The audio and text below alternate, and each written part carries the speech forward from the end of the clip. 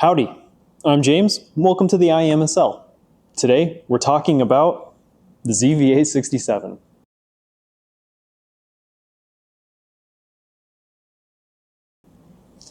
The Rohde & Schwarz ZVA67 is a 4-port vector network analyzer that operates between 10 MHz and 67 GHz. It has 4 male APC 1.85mm ports. That means you can connect using either female 1.85mm or female 2.4mm to the VNA ports. However, if you intend to use the ZVA above 50 GHz, you'll need to stick with 1.85mm components, which includes any cables or adapters you might have. As a reminder, 1.85mm is only compatible with 2.4mm. Do not attempt to use any other connector type with the ZVA, such as an SMA, 3.5mm, 2.92mm, or 1mm connector. Trying to force a connection with an incompatible connector can cause irreversible damage to the threads or the conductors on the ZVA's ports. The ZVA input ports have a maximum RF input power of 27 dBm, or 500 milliwatts, and 30 volts DC. Please keep this in mind if you're using active components like amplifiers. We recommend keeping the maximum input power to the ZVA less than -5 dBm for both measurement accuracy and equipment safety. Because our lab ZVA67 has been in operation for many years and is starting to show a little wear and tear, the built-in screen occasionally flickers or glitches.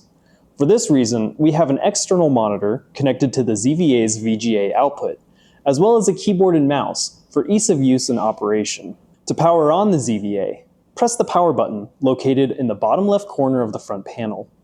While the operating system boots up, turn on the external monitor by pressing the power button located on the bottom edge of the display. If the monitor is not already displaying the ZVA screen, change the input source by pressing any of the 4 buttons located next to the power button. Using these buttons, we will select Menu, navigate to Input Source, then change the setting from DisplayPort to VGA. To connect and torque cables to the ZVA ports, use the black-handled 20mm torque wrench with the ZVA label.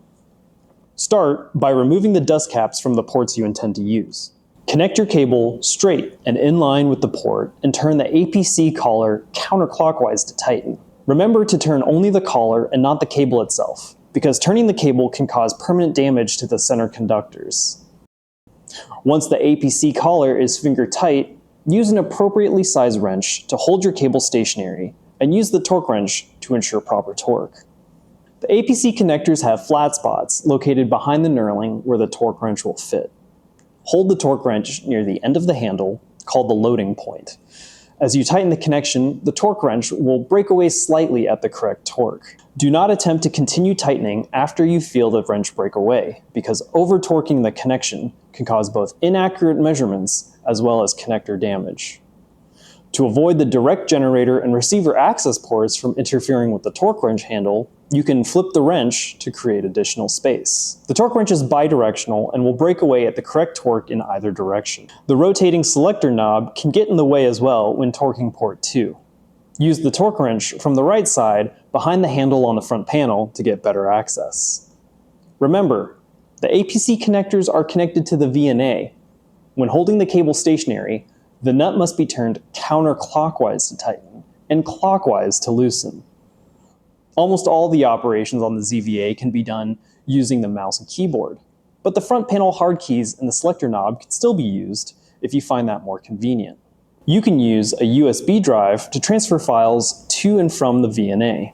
There are 2 USB ports located on the bottom left corner of the front panel, just next to the power button. Our ZVA's firmware uses Windows XP. Use the Windows E shortcut to access the File Explorer to manage your files. If you're experienced with using Keysight vector network analyzers, most functions on the ZVA will be very familiar, with just a couple differences in terminology.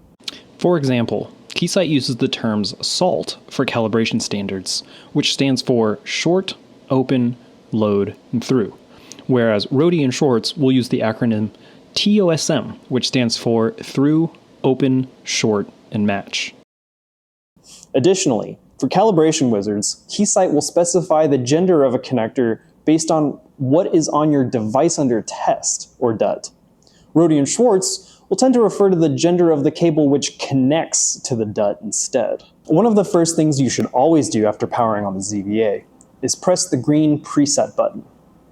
This restores the complete set of default values so you can be certain of having the same basic settings for each new test session. This does several things, including it sets the generator power to -10 dBm, the frequency sweep setting to the frequency boundaries of the analyzer, and the forward transmission measurement S21 is activated with port 1 as the output and port 2 as the input.